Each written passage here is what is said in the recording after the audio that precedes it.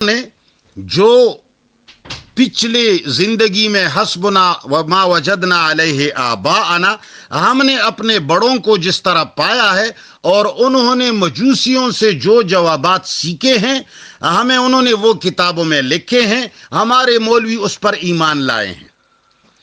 پہلی بات یہ ہے کہ یہاں اللہ تعالیٰ نے جو فرمایا ہے وَلَا تَقُولُوا لِمَنْ يُقْتَلُ فِي سَبِيلِ اللَّهِ أَمْوَاتٌ، اللہ تعالیٰ نے منع فرمایا ہے مقتول فی سبیل اللہ کو اموات برابر مرا ہوا۔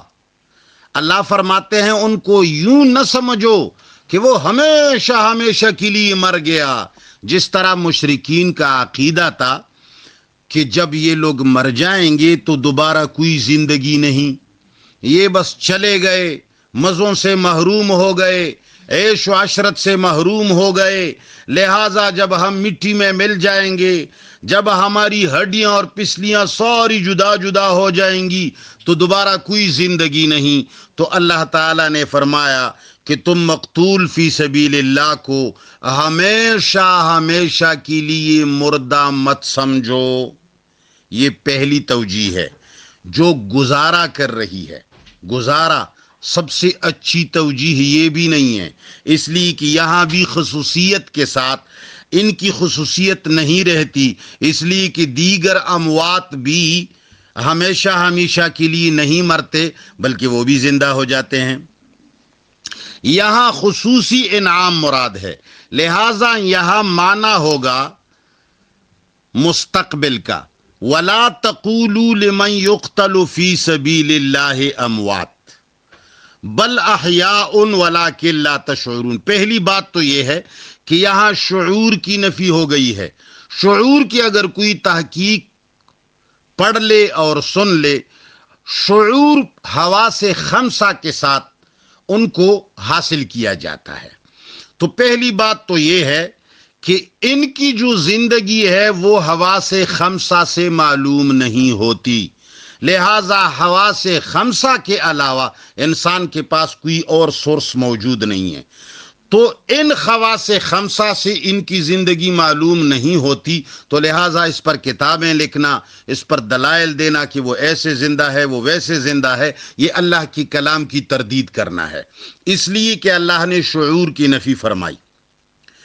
دوسری توجیہ، سب سے اچھی توجیہ یہ ہے کہ قرآن کریم نے ایک اور جگہ میں فرمایا ہے وَلَا تَحْسَبَنَّ الَّذِينَ قُتِلُوا فِي سَبِيلِ اللَّهِ أَمْوَاتٌ بَلْ أَحْيَاءٌ عِندَ رَبِّهِمْ يُرْزَقُونَ۔ یہاں اللہ تعالی نے ان کو فعل مضارع کے صیغے سے یاد کیا ہے۔ یہ آیت نمبر سورت آل عمران میں یہ آیت ہے، غالباً آیت نمبر 168 ہے۔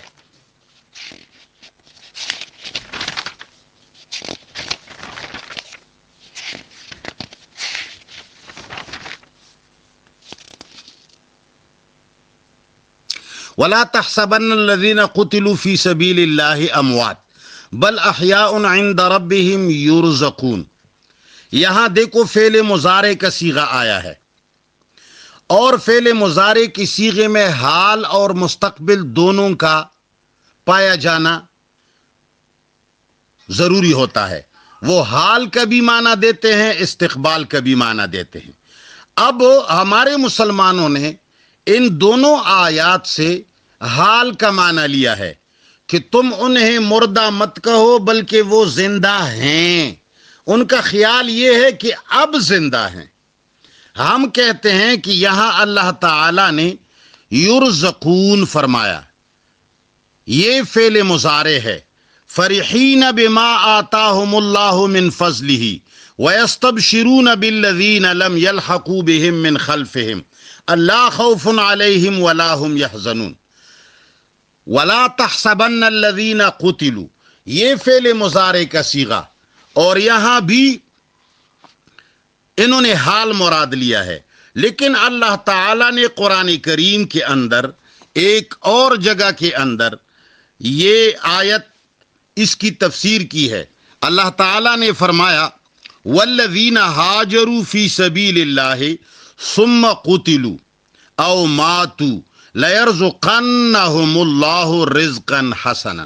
یہاں اللہ تعالیٰ نے لام تاکید اور نون تاکید ثقیلہ کو اس پر داخل کیا، اور یہ قانون ہے کہ جب فعل مضارع کے اوپر لام تاکید اور نون تاکید ثقیلہ داخل ہوتا ہے تو اس کو مستقبل کے معنی کے ساتھ خاص کر دیتا ہے.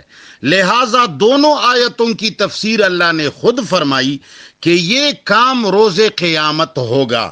لَيَرْزُقَنَّهُمْ، یہ رزق بھی انہیں وہاں دیا جائے گا اور یہ حیات اعلیٰ بھی ان کو وہاں دیا جائے گا.